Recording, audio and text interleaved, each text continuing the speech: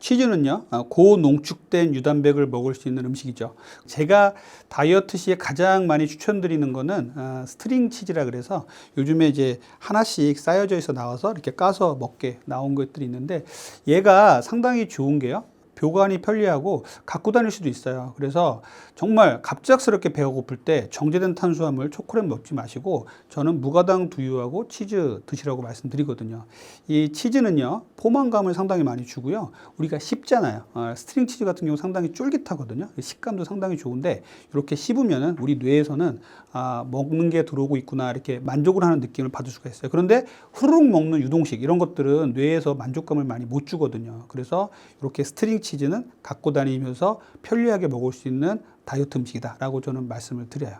그리고 이 스트링 치즈를 고를 때는요, 천연 치즈, 자연 치즈라는 말이 들어가 있는 걸 꼭 고르세요. 이 천연 치즈, 자연 치즈는요, 다른 치즈를 만들 때 아주 많은 여러 가지 첨가물이 들어갈 수가 있는데 그런 첨가물을 최소화한다고 되어 있습니다. 예를 들어서 대량으로 이제 싸게 만드는 음식들에 들어가는 치즈들도 많이 있잖아요. 거기에는 좀 인공적인 부분들이 좀 많이 있어요. 그런데 이 천연 치즈, 자연 치즈라고 되어 있는 것에는 그런 첨가물들이 상당히 적은 것으로 되어 있습니다. 네, 이런 분들 많으세요. 간헐적 단식은 정말 중요한 게요, 시간이 중요한 게 아니에요. 그러니까 12대 12부터 16대 8까지 갈 수 있다고 했는데 나머지 시간에 제대로 된 영양소가 들어오지 않으면 어떻게 되냐. 우리 몸이 기아에 시달린다고 판단하는 거예요. 전쟁이 났나? 왜 이렇게 음식이 안 들어오지? 그러면은 우리 몸이 어떻게 되냐면 위기 상황이 발동이 돼서 저 깊은 곳에다가 나중에 쓰려고 지방을 축적을 하기 시작합니다. 그게 내장 지방이거든요. 그래서 간헐적 단식 열심히 몇 개월 하시고 허술하게 식사를 하신 분들이 찾아오세요. 특히 어머님들, 60대 이상 되시는 어머님들이 간헐적 단식할 때 조심해야 될 게요, 젊었을 때는 정말 풍부한 영양소를 충분히 드시면서 간헐적 단식 하시는 분들이 많은데 나는 16시간 간헐적 단식을 하고 있는데 왜 이렇게 살이 안 빠져요 하는 분들 중에는 예전 몇 개월 전보다 이 시간을 지난 다음에 체성분 검사를 해보면 근육이 빠지고 지방만 는 분이 많이 계세요. 간헐적 단식을 하고 있고 일주일에 4번씩이나 운동을 하고 살이 안 빠진다 하시는 분들께는 첫 번째 저는 충분한 영양소 섭취를 하고 있는지에 대해서 거꾸로 질문을 합니다. 그래서 충분한 단백질 그리고 양질의 탄수화물, 지방을 잘 먹는지가 관건이고요. 그리고 시간, 우리가 간헐적 단식의 시간보다는요, 12대 12부터 시작하셨다면은 그거는 잘 하고 계신 건데 그 시간만 지키려고 너무 무리하게 16대 8까지 가지 마시고 내가 12대 12에서도 충분하게 간헐적 단식 시간을 가지면서 하루 3끼에서 충분한 영양소를 얻는다면 그것만큼 좋은 게 없거든요. 그래서 시간을 무리하게 가져가지 말라라는 말씀도 드리고 싶어요. 두 번째는요, 수면을 잘 못 취하고 스트레스를 받으면은요, 우리 몸에서는 코티졸이라는 호르몬이 나와요. 이 코티졸은요, 잠 못 자고 스트레스 받으면은 우리 몸에서 스트레스 호르몬이 나와서 우리의 몸에 지방을 자꾸만 축적시키는 쪽으로 몸이 갑니다. 아무리 운동을 열심히 하고 아무리 정제 탄수화물을 줄이고 해도 우리 몸에서 스트레스 호르몬이 많이 나오면 우리 몸은 살이 찔 수밖에 없어요. 그래서 이 잠을 충분히 자는 것 그리고 스트레스를 줄이는 것이 상당히 중요한데 이 부분을 간과하고 있는 분들이 많으세요. 계란은 정말 콜레스테롤을 높인다는 누명을 쓰고 오래 살아왔던 불쌍한 아이예요. 그래서 계란은 콜레스테롤을 일부 높이지만 또 낮추는 성분도 있습니다. 그래서 정상인이 하루에 2개 정도의 계란을 드시는 건 전혀 문제가 되지 않아요. 문제는 콜레스테롤이 높으신 분, 고지혈증이 있는 분들이 계란을 먹는 건데 내가 콜레스테롤이 높아서 약을 먹고 있다 이런 분들은요, 계란을 2개 정도 드시는 것도 문제가 없어요. 왜냐하면 어차피 콜레스테롤을 낮추는 약을 먹고 계시기 때문에 계란 2개 정도의 콜레스테롤은 그 약이 충분히 낮출 수 있습니다. 문제는 콜레스테롤이 높으신 분이 음식을 통해서 나는 콜레스테롤을 조절할 거야 라고 하시는 분들이에요. 이런 분들은 음식 속에서 콜레스테롤을 많이 조절을 해야겠죠. 그리고 채식 많이 드시고 콜레스테롤이 높은 음식을 피해야 되는데 계란에는 우리가 콜레스테롤 높이는 성분이 분명히 있다고 말씀드렸기 때문에 이런 분들은 계란을 하루 1개 정도 드실 것을 저는 권장을 드려요. 그리고 콜레스테롤 높으신 분들이 걱정을 하셔야 될 거는 저는 좀 따로 있다고 생각해요. 뭐냐면요, 콜레스테롤이 높은 분들은요, 대부분 가족력이 있는 분들이 많이 계세요. 아주 마르신 중년 여성분들도 콜레스테롤 많이 먹지도 않고 고기도 많이 먹지도 않는데 고지혈증이 생기신 분들이 계세요. 이런 분들은 아무리 노력을 해도 콜레스테롤이 잘 안 떨어져요. 왜냐하면 우리 몸에서 간에서 이제 콜레스테롤을 만들어내는데요, 콜레스테롤이 필요하니까 만들어내는 거거든요. 콜레스테롤이 만들어내는 게 75%예요. 먹는 거로 조절할 수 있는 거는 25%밖에 안 돼요. 그래서 아무리 음식으로 조절을 해도 콜레스테롤이 계속 높으신 분들은 우리 주치의 선생님들하고 잘 상의를 해서 콜레스테롤, LDL 콜레스테롤이 뭐 160 이상이다, 뭐 170 이상이다. 이래서 약을 먹기를 권유한 분이 계시다면 잘 상의를 하셔서 약을 드시는 게 순서입니다. 저는 찐계란을 제일 추천드려요. 왜냐하면 찐계란은 이제 당 독소라는 게 있어요. 당 독소는 당과 아미노산이 만나서 만드는 독소인데 이게 굽거나 튀길수록 점점점 높아져요. 그래서 삶은 계란과 후라이를 비교를 해보면 후라이가 당독소가 훨씬 높습니다. 계란 후라이보다는 삶은 달걀이 훨씬 좋아요. 구운 달걀도 당독소가 약간 높긴 해요. 그런데 우리가 뭐 편의점에 갔는데 내가 정말 다이어트를 위해서 들어갔는데 삶은 달걀은 없고 구운 달걀밖에 없다는, 구운 달걀 괜찮아요. 그런데 삶은 달걀보다는 약간 당독소가 높을 수 있다는 말씀을 드리고, 삶은 달걀은 당독소도 아주 낮고요. 그리고 전날 삶아놨다가 다음날 먹어도 되고, 우리가 아침에 먹으면 소화도 상당히 잘 되고 포만감도 줄 수 있기 때문에 상당히 좋은 음식이라고 생각합니다. 자, 계란은요, 완전식품이라고 하죠. 한 음식 속에 모든 영양소가 다 들어있다는 거예요. 근데 요거는 좀 과장된 소리고, 완전식품인데 두 가지만 없어요. 뭐냐면 비타민C하고 섬유질만 없어요. 그래서 비타민C하고 섬유질을 같이 넣어서 먹는 계란이 제일 좋겠죠. 그래서 계란을 먹을 때 삶은 계란과 샐러드, 삶은 계란과 양배추 뭐 이렇게 해서 같이 드시는 거를 저는 제일 많이 추천드리고요.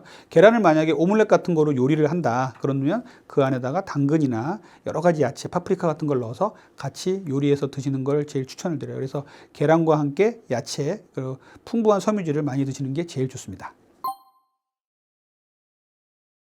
양배추는요, 가난한 자의 의사라는 말을 할 정도로 아주 오랜 역사 동안 우리에게 좋은 역할을 해준 양질의 섬유질이자 음식이죠. 그래서 양배추는 상당히 좋은 음식이에요. 특히 아침에 먹으면 위를 보호해 줄 수 있어요. 비타민 U라는 게 있어서 위벽을 쏴주거든요. 그래서 위를 보호해주고 위 궤양도 치유를 해줄 수 있다고 그런 연구들도 있습니다. 그 양배추는요, 생으로 먹었을 때 가장 효과가 좋다고 돼 있어요. 그리고 삶으면 삶을수록 그 영양소가 많이 파괴되는 거로 돼 있어요. 그래서 생으로 먹거나 약간 데쳐서 먹는 정도의 양배추가 제일 좋습니다. 양배추를 샀는데 나 혼자 사는데 양배추 하나 사가지고 잘 못 먹고 다 버렸어요, 이런 분들 계시는데, 양배추도 잘 보관하는 방법이 있어요. 양배추 보시면은 제일 밑둥에 이제 뿌리하고 연결된 부분이 있죠. 그걸 배꼽이라고 하는데 그 배꼽들을 싹 도려내시고요. 그 안에다가 주방에서 쓰는 깨끗한 티슈에다가 물을 묻혀서 배꼽에다 채워 놓고요. 그 다음에 랩으로 감싸서 냉장실에 보관을 하면요, 길게는 한 달까지도 보관이 가능하다고 해요. 그래서 이렇게 양배추는 보관을 해주시면 좋을 것 같습니다. 아침 공복에 제가 24시간 혈당 측정기를 제 몸에 달고서 정말 많은 연구를 했어요. 그래서 제 몸을 상대로 연구를 많이 했는데, 아침 공복에 아메리카노 한 잔은요, 혈당을 그렇게 올리진 않아요. 그런데 아침 공복에 빈속에 커피를 먹으면요, 위벽을 많이 상하게 할 수가 있어요. 그리고 엄청나게 흡수 속도가 빨라지겠죠. 그러면 정신이 확 깨겠죠. 하지만 몸에는 그만큼 교감신경을 많이 항진시켜요. 가뜩이나 아침에는 여러 가지 스트레스 호르몬들이 쫙 올라오는 시간이거든요. 그럴 때 커피까지 먹어놓으면 괜히 아침에 출근하다가 화내고 이런 경우도 있습니다. 그래서 아침에 공복에 커피 먹지 마시고요. 식사를 다 마친 후에, 식사를 다 마쳐 갈 즈음에 커피 드신다면 좋고요. 뭐 설탕이 안 들어간 아메리카노 정도는 아침에 식후에 드시는 거는 저는 추천을 합니다. 아메리카노, 아무것도 안 들어간 아메리카노를 드시는 게 저는 제일 낫다고 생각하지만, 그래도 나는 라떼만큼은 포기 못해, 이런 분들은 설탕이 안 들어간 라떼 정도는 드셔도 상관은 없습니다. 문제는 라떼를 드시다 보면 언젠가는 거기다 시럽을 타서 먹거나 캐러멜 마키아토로 넘어가시는 분들이 상당히 많아요. 그래서 라떼는 그런 것만 조심한다면 큰 문제는 없을 것으로 생각합니다. 사과는 아침에 먹으면 금, 이런 얘기 많이 하죠. 그래서 사과 먹는 분들이 많이 계신데, 사과가요 상당히 좋은 음식이에요. 저도 사과를 먹고 혈당을 재봤는데 혈당이 많이 안 올라가요.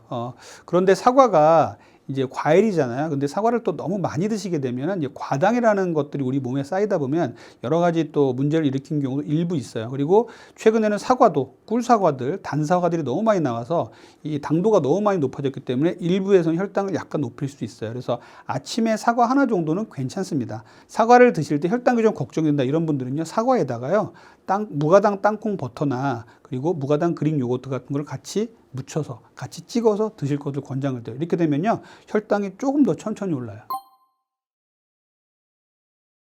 대체 감미료라 그러죠. 인공 감미료. 인공 감미료의 가장 큰 문제는요, 아직 장기간 연구가 시행되지 않았다라는 문제예요. 대체 감미료, 인공 감미료도요, 여러 가지 종류가 있어요. 예를 들어 뭐 스테비아부터 에리스톨부터 여러 가지가 있고, 좀 나쁜 쪽에는 아스파탐 이런 쪽이 있겠죠. 이런 것들이 종류가 아주 많고 스펙트럼이 다양합니다. 이런 것들을 계속 개발하는 이유는 우리가 단맛을 그만큼 탐닉하기 때문에 그런 거죠. 단맛이 빠지면 안 팔리니까. 그래서 제로 음료는 이제 이런 장기간 연구가 좀 더 필요하고요. 또 안전한 인공 감미료, 그리고 불안정한 인공 감미료를 이제 구분하는 작업들이 이제는 점점점 되어 가고 있어요. 이런 것들을 조금 더 지켜보시길 바라고요. 다이어트에 있어서 제일 큰 문제는요, 장내 미생물의 변화예요. 장내 미생물들이요, 이 대체 감미료들이 혈당을 안 올리잖아요. 그 말은 뭐냐면요, 위 소장을 거치면서 우리 피 속에서 포도당 농도를 올리지 않는다는 것이에요. 그럼 얘들은 어디로 가냐? 그냥 바로 주르륵 대장으로 내려가는 거예요. 그럼 대장 속에 내려가면 장내 미생물들이 이걸 그냥 보고 있느냐? 그게 아니라 나쁜 균들이 이걸 먹고 자꾸 커요. 그래서 장내 미생물들 중에 나쁜 미생물들이 자꾸 커집니다. 그래서 하루에 제로 콜라 3개를 먹었더니 다음날 배가 아프고 가스가 차고 너무 힘들었어요. 이런 분들 계세요. 그래서 장내 미생물을 변화시켜서 이 장내 미생물의 균형을 깨트려서 우리 몸에 변화를 일으키고 다이어트에도 악영향을 미친다라는 연구들이 속속 나오고 있습니다. 그래서 장내 미생물의 문제가 제일 크고요. 두 번째는 공복 반응이라는 게 있어요. 자, 우리가 제로 콜라를 한 잔 먹었다고 가정을 하잔 말이에요. 그러면은 제로 콜라를 먹으면 우리 몸에서는 당연히 단맛이 들어왔으니까, 입에서 딱 단맛이 들어왔으니까 췌장에서는 인슐린이 나갈 준비를 하고 있어요. 근데 혈당이 안 올라가니까 인슐린이 나오려다가 안 들어왔네. 쉬어요. 그리고 좀 있다가 또 한 번 제로 콜라를 먹었어요. 나오려다가 안 들어왔네. 또 쉬어요. 이러다가 점심시간에 정말 맛있는 캐러멜 마키아토에다가 치즈케이크를 먹었어요. 그러면은 이 준비하고 있던 인슐린이 그 전에 일반적인 상황보다 훨씬 많이 나오는 거로 돼 있어요. 이거를 공복 반응이라고 하거든요. 우리 몸에서 공복 때 참았던 인슐린이 한꺼번에 쏟아져 나온다. 그래서 공복 반응을 얘기하는데, 이거는 아주 큰 반응은 아니지만 알고는 계시는 게 좋아요. 그래서 이 부분도 눈여겨봐줬으면 좋겠고요. 마지막으로 제가 강조드리는 건요, 결국은 우리가 단맛, 정제 탄수화물을 줄이고 단맛을 줄인다는 것은요, 우리 입에서 단맛을 좀 덜어내야 돼요. 우리 현대인들은 어렸을 때부터 정말 단맛에 길들여져 왔기 때문에 이제는 청소년, 젊은 층에서부터 당뇨 얘기가 나오고 비만의 얘기가 자꾸 나오는 것이거든요. 그래서 이러한 대체 감미료가 들어간 음료보다는 일반 음료, 그리고 물 같은 걸 먹는 게 제일 좋다고 얘기를 하지만, 도저히 나는 제로 콜라를 못 끊겠어요 하는 분들이 계시죠. 이런 분들에게는 일반 콜라를 먹다가 제로 콜라를 먹다가 물로 넘어오는 이런 과도기의 역할로서의 이 제로 음료를 드시라고 말씀을 드려요. 그래서 우리가 단맛을 덜어내야 되는데, 이런 단맛을 덜어내기 위한 하나의 수단으로 제로 음료를 드시는 것은 적극 권장을 해드리지만, 이 제로 콜라에 또 오래 머물러 있으면 안 되겠죠. 내 입맛을 자꾸만 이 단맛에서부터 벗어나고 고소한 맛, 이런 것들을 좋아하는 이런 입맛으로 바꾸셔야 됩니다. 그런 의미에서 이렇게 단맛 나는 제로 음료 이런 것들은 천천히 끌어나가시길 바랍니다. 어렵더라도 하나씩 이제 준비를 해서 우리 몸이 정제 탄수화물을 줄이고, 그리고 운동도 하시고 잠도 푹 주무시고 올바른 방향의 습관을 하나씩 가지고 하다 보면 건강도 지키고 노화도 막고 다이어트도 잘 되는 이러한 몸이 될 것입니다. 이 건강 중에서도 꼭 다이어트 성공하고 말 거야. 이거 다들 많이 하시잖아요. 맞습니다. 교수님도 다이어트 해본 적 있으세요? 때는 바야흐로 1991년에서 2년입니다. 20세기. 네, 1991년에서 92년. 예전 일입니다만 6시 50분에 고등학교에 가서 집에 오면 10시거든요. 그러고서 야자 끝나고 오면 이제 독서실 끝나고 오면 이제 12시 50분입니다. 그리고 이제 정리 공부하는데 40분 걸리면 꼭 어머니가 코코아를 한 잔씩 타고 그러셨어요. 이거 먹고 공부 열심히 하라고. 그래서 대학 딱 들어갔더니 제가 94kg입니다. 공부 시작할 때 68kg였는데. 운동과 식이요법을 병행해서 대학교 1학년 때 열심히 운동해가지고 71kg까지 뺐다가요. 지금은 75kg를 유지하고 있습니다. 아니 유지 방법은 뭐예요? 유지 방법은 저는 이제 개인적으로 하루에 2번씩 꼭 체중계에 올라가서 스트레스를 좀 주는 편이고, 그리고 가능하면 앉지 않습니다. 앉지 않아서 계속 몸을 괴롭히려고 하고 있습니다. 지난 시간에도 소파를 치워라 이러셨잖아요. 저희 집에는 소파가 없습니다. 그래서 자꾸 애들이 침대에 눕긴 하더라고요. 아니 근데 나이 들수록 살을 빼고 싶은데 살이 안 빠진다 이런 분들 상당히 많으시거든요. 왜 이렇게 살이 안 빠지고 계속 찌는 거야? 이런 고민. 우선은 인간이라고 하는 동물은 네. 살이 찔 수밖에 없습니다. 자, 빙하기 때로 한번 가서 현생 인류가 빙하기의 마지막 소빙하기를 만났을 때 우리 몸은 긴장하는 거예요. 먹을 게 있었거든. 그런데 갑자기 빙하기에서 먹을 게 없어지니까 그렇죠. 먹을 게 있을 때 많이 먹고 저장해야겠다고 하는 네. 유전자가 아직도 남아 있습니다.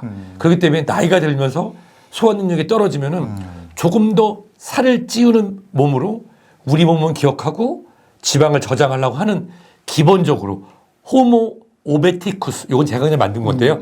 비만형 인간이고 네. 또 하나는 이제 최근에 우리 중년 여성분들을 한번 생각해 보면 중년 여성분들이 완경으로 인해서 여성 호르몬이 줄면 여성 호르몬이 이런 비만 세포, 지방 세포를 균형을 잡아주는 게 줄어드니까 살이 찌는 거. 중년 여성분들이 스트레스를 달달한 거나 이런 탄수화물로 푸시는 경우가 많아요. 그래서 살이 찌는 경우. 그리고 근육량이 운동하는 서서히 감소하면서 기초대사를 주니까 자연적으로 체중이 증가하는 이런 부분들이 또 중년 여성에서는 크게 문제가 되고 있습니다. 그렇군요. 네. 그러면 신년에 이제 다이어트를 하고자 하는 분들을 위해서 다이어트 이야기를 좀 집중적으로 해볼게요. 네. 우선 다이어트에 성공을 하려면 멀리 해야 되는 3가지 뭐가 있겠습니까? 첫 번째, 자가용입니다. 아, 운전하는 시간을 줄여라. 자가용을 멀리해라. 네. 두 번째가 뭐냐면 자영업 하시는 분들한테 정말 죄송한 말씀이긴 한데 어느 순간부터 한국이 이런 식후 음료 문화가 정착되는지 잘 모르겠습니다. 거시기 그 앉아봐 커피 한 잔요. 막 이런 얘기들이 많이 나오잖아요. 멀리 해야 되는 두 번째는 식후 음료에 대한 식후 음료는 습관입니다. 네. 그래서 식후 음료를 물로 대체할 수 있도록 하는 게 좋고요. 그 다음에 멀리 해야 되는 세 번째가 뭐냐? 네. 세 번째는 바로 핸드폰에 있는 배달 앱을 지워야 됩니다.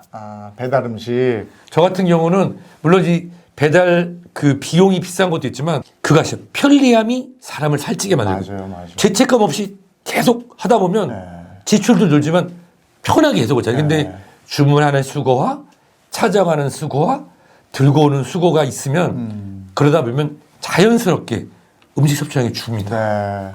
그렇다면 다이어트에 성공하기 위해서 가까이 해야 되는 3가지. 그건 뭘 꼽아주시요? 네. 가장 좋은 건 뭐냐? 네. 친구를 잘 만들어야 된다. 첫 번째. 친구. 여기서 말하는 친구 뭐냐면 주변에서 다이어트에 성공한 친구 있거든요. 그 친구랑 3달만 붙어 다니십시오. 왜냐하면 가장 좋은 스승은 다이어트에 성공한 친구거든요. 이분들하고 가까이 지내면 그분들이 먹는 걸 따라하고요. 그분들이 하는 행동을 따라할 수 있습니다. 네. 근데 이렇게 어렵다고 하면 가까이 되는 두 번째는 바로 물병을 가지고 다닙니다. 수시로 물을 마시게 해요. 우리도 모르는 사이에 가짜 배고픔 많이들 우리가 속고 있거든요. 이게 갈증인지 배고픔인지 몰라서 아유 그냥 입맛도 없는데 커피 한 잔 해야지. 네. 거기에 정제당이 엄청 많거든요. 수분 섭취를 해서 가짜 배고픔도 멀게 하고 충분한 수분 섭취가 지방 대사를 원활하기 때문에 가능합니다. 자, 그리고 가까이에는 세 번째는 뭐냐? 바로 운동화입니다. 운동화요? 운동화. 이 운동화가 주는 의미는 아주 여러 가지가 있습니다. 그 악마는 프라다를 입는다고 하는 영화에서도 운동화를 신은 여자애들에 대한 편견 부분이 나오는데 거기에서 그렇게 표현을 하거든요. 주인공이. 운동화 신어서 내가 편하면 된다. 실제로 운동화가 주는 의미는 본인이 운동 시간을 확보하는 것 그리고 본인의 건강 근육 체형을 지킬 수 있기 때문에 이런 부분을 한번 고려하시면 좋을 것 같습니다. 알겠습니다. 근데 요즘에 이제 채소 과일로 식사하는 사람들 많고 그런 얘기도 많이 듣습니다. 그러다 보니까 간편하게 주스로 채소 과일을 먹는 분들도 많이 있고 뭐 ABC 주스라든지 CCA 주스 뭐 이런 건데 이런 주스로 살도 빼고 건강을 잡고 이럴 수 있습니까? 사실 이 부분은 오해가 있을 수가 있습니다. 대한민국에 처음에 이 애플, 비트, 캐럿, ABC 주스라고 하는 사과, 비트, 당근 주스를 처음 정리해서 책으로 만든 사람이 부끄럽습니다면 접니다. 제가 그걸 맨 처음에 했는데 주스가 갖는 정의가 중요한데요. 이것이 주스 상태로 해서 소흡수가 빨리 먹게 되면 혈당이 올라갑니다. 그래서 실제로 이 우리가 착즙이나 이런 것이 아니라 이런 야채들이 저작 운동이 어려우신 분들의 대체 또는 죽처럼 만들어서 떠서 씹어먹는 상태라고 하면은 실질적으로 우리가 많은 양의 미네랄과 단백질 그리고 거기 있는 미세 원소, 비타민을 섭취할 수 있으니까 도움이 되죠. 예. 하지만 당뇨 환자분들, 이상지질혈증, 고지혈증, 갑상선 기능 저하증 등의 만성 질환자 분들이 이러한 잘못된 정보로 ABC 주스라든지 CCA 주스라든지 착습 주스를 잘못 드시게 되면은 오히려 혈당 조절도 안 되고 살이 찔 수 있어서 이 부분은 주치의 선생님하고 꼭 확인이 필요합니다. 그래서 보통은 제가 이제 설명드릴 때 이렇게 말씀드렸어요. 비트가 먹으면 속 쓰리는 분들이 있거든요. 그러면 비트를 바꾸면 되죠. C는 캐럿인데 그거를 캐비지, 양배추로 바꾸면 되고 비트 B를 바나나로 바꾸면 돼요. 이런 식으로 해서 조금씩 변형하는데 저 같은 경우는 사과 보통 4분의 1, 그 다음에 양배추를 최대한 많이, 그 다음에 당근 조금. 왜냐면 당근도 실제로 삶아서 넣으면은 괜찮은데 생으로 먹으면 혈당이 올라갈 수 있거든요. 그래서 삶은 당근에 생야채로 양배추, 사과 조금 해가지고 대충 갈아서 죽처럼 요즘은 한 달에 한 3번 정도 먹는 것 같습니다. 알겠습니다. 그런데 우리가 채소 과일 얘기하다 보면 많은 분들이 문의가 있어요.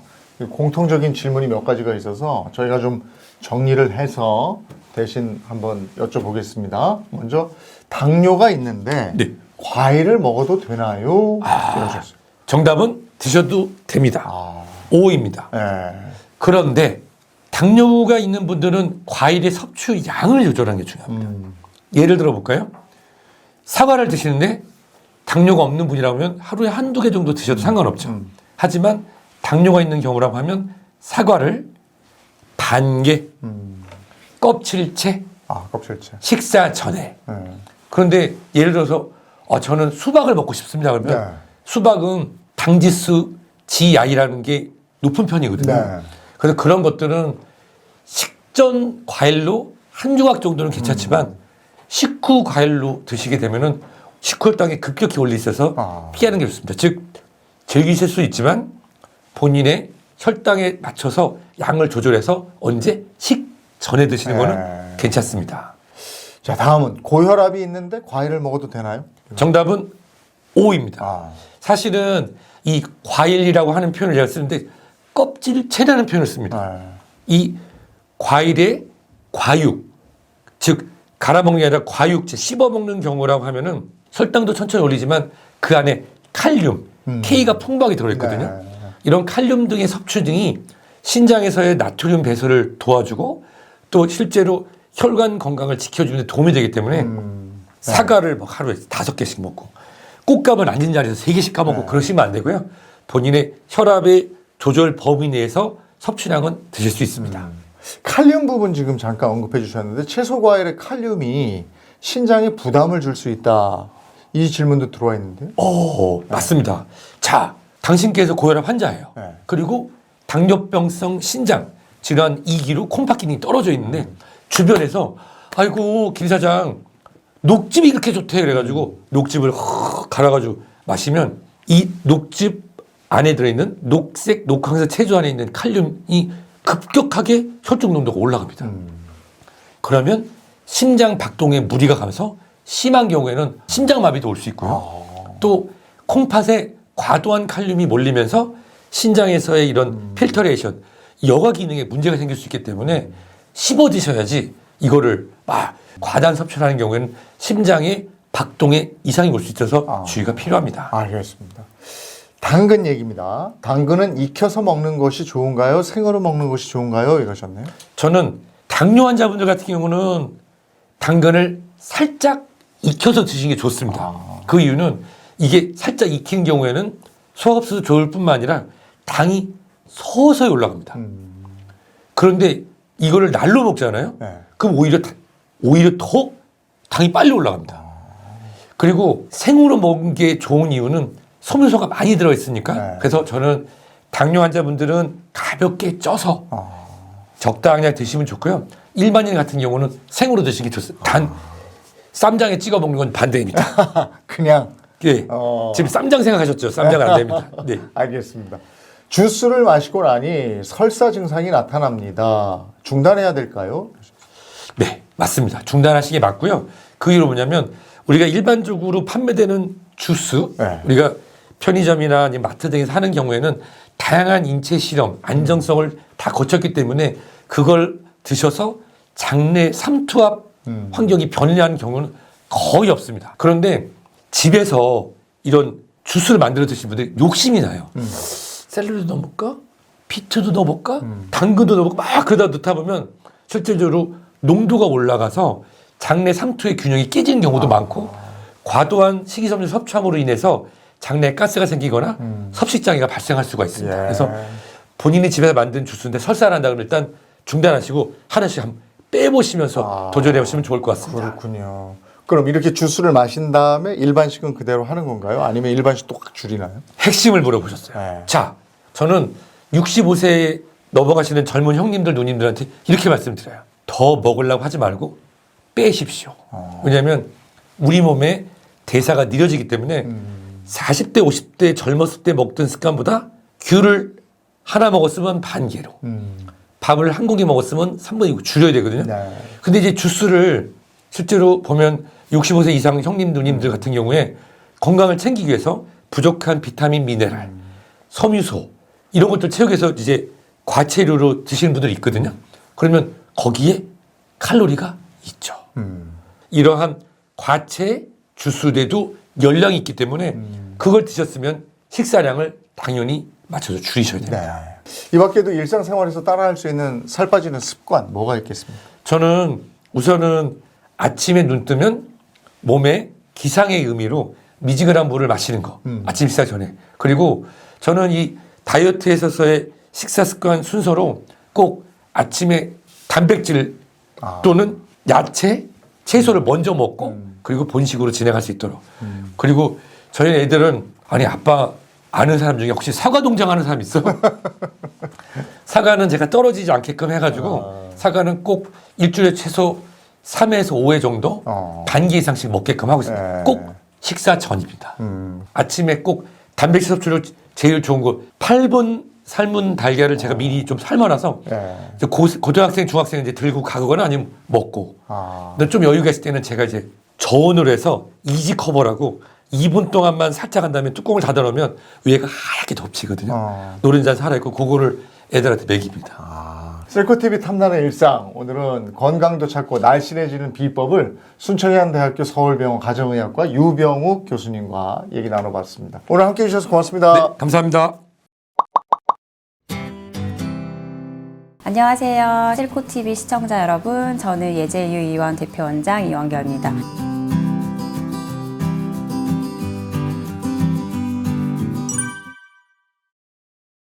굉장히 많은 연구에서 당과 암의 관련성을 많이 발표를 하고 있고요. 실제로 이제 구체적으로 혈당 수치가 올라가면은 당뇨에 결국에는 걸리게 되는 거죠. 그리고 이 당뇨와 암의 상관관계는 닭이 먼저냐 계란이 먼저냐라고 할 정도로 연관성이 굉장히 큽니다.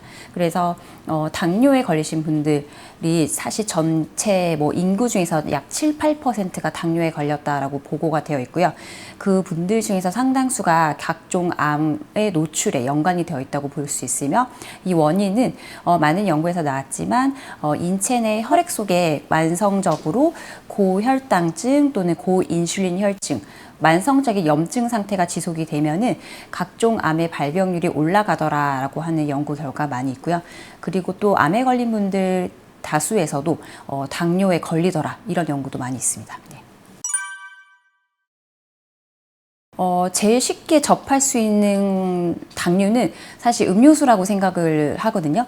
그래서 여름인데 땀이 많이 났을 때는 사실은 생수를 드시면 되는 거지만 그거를 드시지 않고 이온 음료라든지 스포츠 음료도 드시는 경우가 있는데 여러분들이 영양 성분표를 잘 보시면 거기에 당 수치가 굉장히 높을 걸 확인하실 수 있을 거예요. 그리고 그거 외에도 조금 피곤하다 싶으면은 흔히 아는 박땡땡 이런 음료수 드시고 비타 몇백 이런 음료수도 많이 드시잖아요. 이런 것들도 사실 알고 보면은 당 수치가 은근히 높은 그런 음료로 되어 있기 때문에 각종 그 마시는 음료수들은 당 섭취를 쉽게 함으로써 당이 아주 빠르게 올라가는 효과를 아주 나쁜 효과죠 볼 수 있습니다. 이게 이제 탄수화물은 정말로 사람이 살아가는데 필수한 요소긴 한데요. 이게 단순 탄수화물, 즉 단순당, 즉 정제한 곡물로 되어 있는 음식인데요. 말 그대로 굉장히 고운 입자로 만들어진 음식이에요. 즉 빵하고 밀가루 음식, 짜장면, 라면 모두 다 마찬가지인데 이런 음식들이 단순당으로 즉 정제 곡물로 이루어진 식품이다 보니까 섭취를 하게 되시면 급속도로 혈관 안에 있는 혈액 속에 그 혈당 수치를 올린다고 되어 있습니다. 그리고 특히나 이런 면발의 음식들은 또 후루룩 하는 습관으로 빨리빨리 드시는 분들이 되게 많고 제대로 씹지도 않고 삼키는 경우가 많거든요. 그럴수록 혈당 수치가 더 폭발적으로 올라간다. 꼭 아셔야 될 것 같습니다. 많은 분들이 착각을 하는 게 과일을 갈아서 먹는 게 뭔가 흡수가 잘 되니까 몸에 더 좋지 않을까 생각을 하시고요. 그냥 씹어서 먹으면은 제대로 흡수가 안 되고 그대로 똥으로 나온다 이렇게 말씀하시는 분도 있어요. 근데 사실은 그게 아니고요. 갈아서 드시게 되면 말 그대로 고운 입자가 몸속에 들어오게 되니까 그게 혈액 속으로 바로 그냥 즉각적으로 흡수가 됩니다. 그러면 그럴수록 혈액 속의 당 수치가 폭발적으로 증가하는 나쁜 효과를 이제 체험하실 수가 있는 거죠. 그래서 되도록이면 씹어서 드시는 과일이 훨씬 몸에 좋고요. 이게 저작 적응을 함으로써 혈당 수치가 천천히 올라간다고 생각을 하시면 될 것 같아요. 네. 은근히 모르시는 분들이 많은데 김밥과 초밥도 흰 밥으로 이루어져 있고요. 그리고 일단 이 흰 밥을 맛을 일단 좋게 해야 되기 때문에 여기에다가 이 양념을 치는 거죠. 그래서 대부분은 이제 김밥도 그렇고 초밥도 그렇고 뭔가 살콤 달콤한 맛을 내기 위해서 당 성분이 첨가가 될 수밖에 없고요. 뭐 소금을 치는 경우도 있고 어쨌든 그런 거로 인해서 우리가 알지 못했던 그런 당 수치가 많이 포함이 되어 있습니다.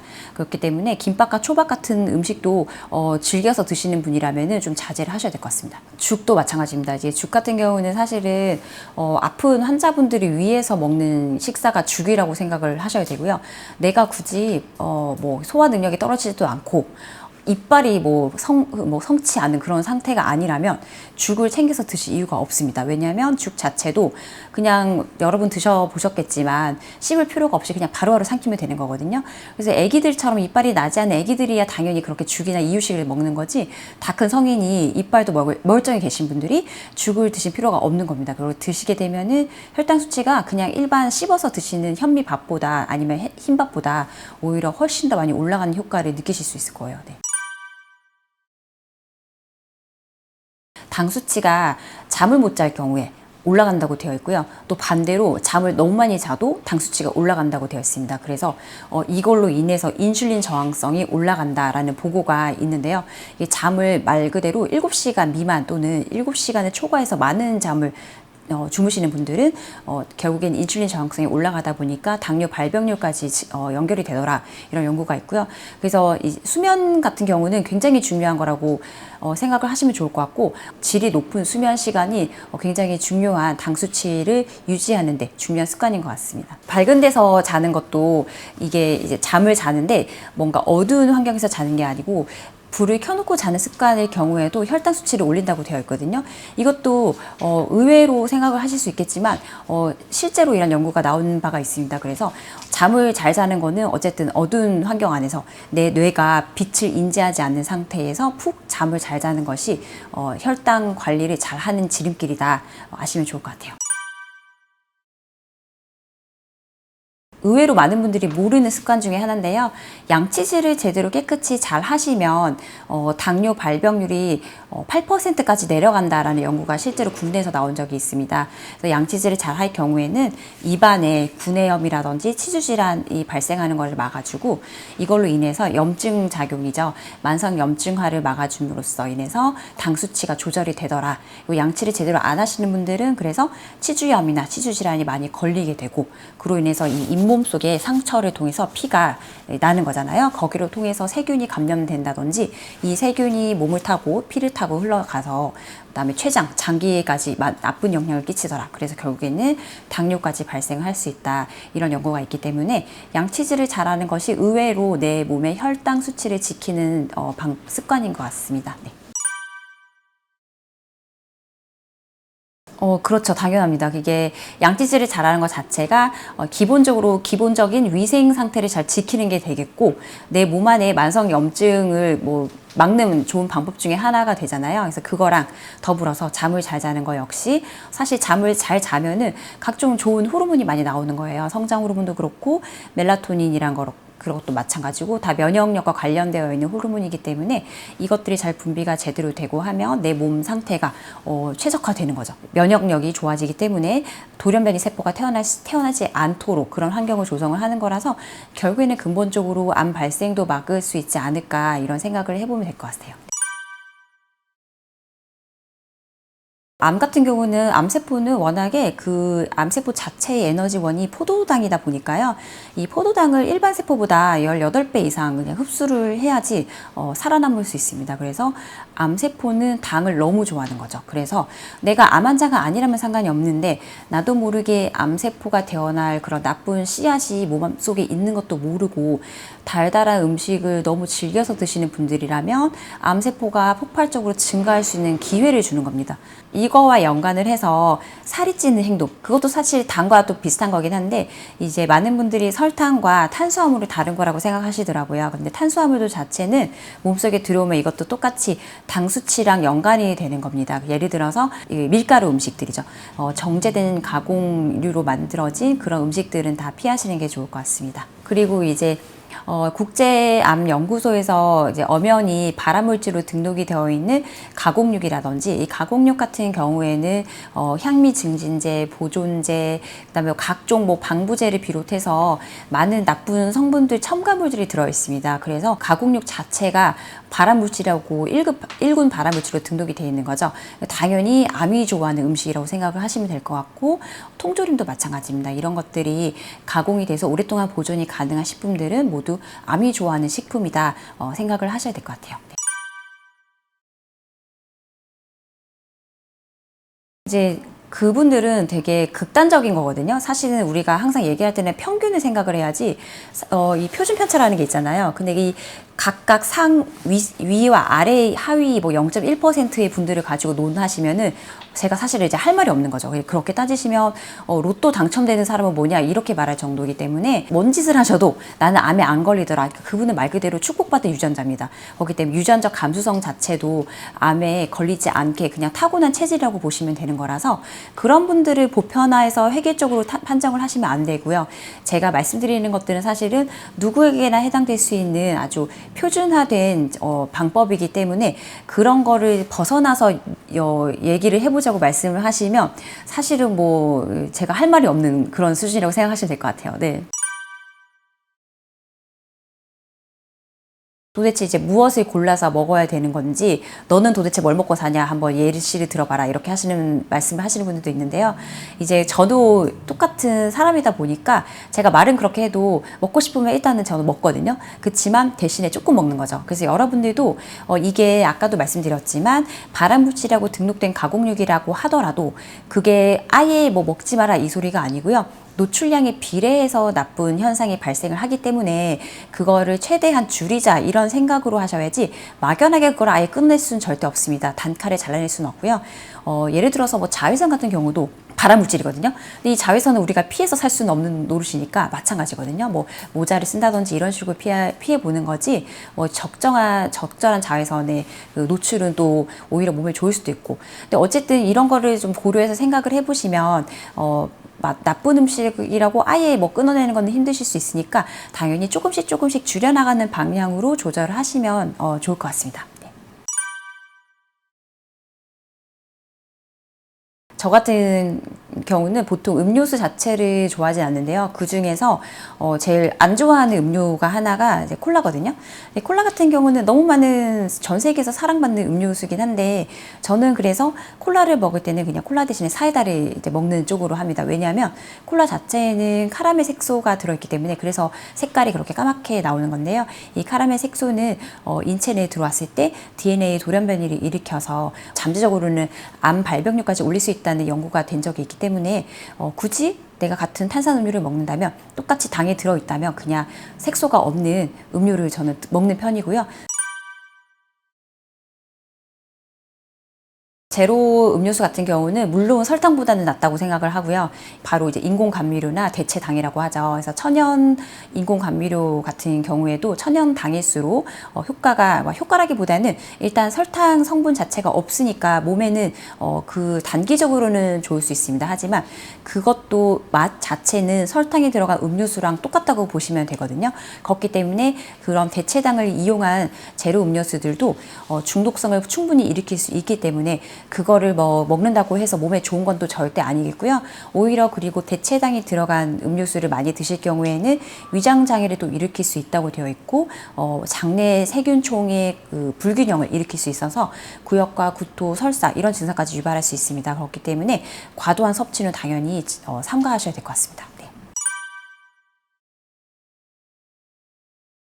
사실은 이제 우유에 대한 연구가 전 세계적으로 많은 곳에서 나온 적이 있었고 서울대에서도 연구를 한 적이 있는데 서울대에서는 오히려 우유를 많이 하루에 한 잔 이상 섭취하시는 분들이 유방암 발병률이 45에서 48%까지 감소하더라 이렇게 발표한 적도 있고 근데 이런 아예 반대로 스웨덴이나 미국 같은 연구에서는 우유를 많이 드신 분들일수록 유방암 발병률이 또 올라간다 이런 연구도 있고 이렇게 상충되는 의견들이 많은 거죠. 그래서 이제 그런 것들을 봤을 때 이렇게 뭔가 아직까지 정립이 이루어지지 않은 연구 같은 경우에는 정답이 없는 겁니다. 그래서 여러분들이 소신껏 드시고 싶은 만큼 적당히 드시는 걸 저는 추천드리는 편이고요. 다만 이제 이런 경우에는 인공적으로 그러니까 젖소에서 나오는 거잖아요. 그러니까 사료를 먹인 젖소, 즉 항생제가 들어간 사료를 먹인 젖소들 그리고 케이지에서 갇혀서 거의 제대로 움직이지 못하는 상태이기 때문에 얼마나 건강한 우유가 나오겠냐 이런 분들도 있는데 저는 그래서 그런 분들께는 자유롭게 무항생제 사료를 먹고 자란 그렇게 나온 우유 이런 걸 구매를 해서 드시라고 말씀을 드리고요. 걱정이 많으신 분들 같은 경우에는 그렇게 하시는 게 좋고 이제 본인의 상황에 맞게 조금 뭔가 유도리 있게 판단을 하시면 좋지 않을까 싶습니다. 석류와 홍삼 같은 경우에도 연구가 꽤 많이 이루어진 걸로 알고 있고요. 국내에서도 이제 산부인과 의사 선생님께서 저명한 논문을 발표하신 적이 있었는데 거기에 또 따르면 석류하고 홍삼 같은 경우에는 여성 호르몬이 이제 연관이 되어 있다 보니까 유방암 발병률이 어느 정도 올라가더라 이렇게 되어 있습니다. 그렇기 때문에 과도한 섭취는 조금 지양하셔야 되는 게 좋지 않을까 생각하고 있습니다.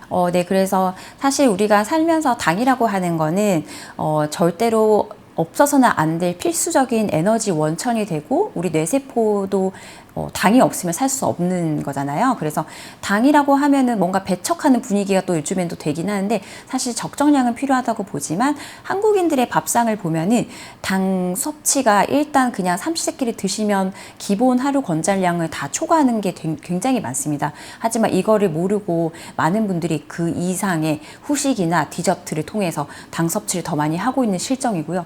이거를 이제 반드시 각성을 좀 하셔서 이 당과 관련된 생활 습관 식습관을 가지게 되신다면 내가 암과 관련된 그 상태로 더 한 발짝 나아가는 거구나 이거를 꼭 명심하셔야 될 것 같습니다. 그래서 오늘은 당과 관련해서 조금 이야기를 나누어 보았는데요. 다음번에는 좀 더 유익한 내용으로 한 번 더 찾아뵀으면 좋을 것 같습니다.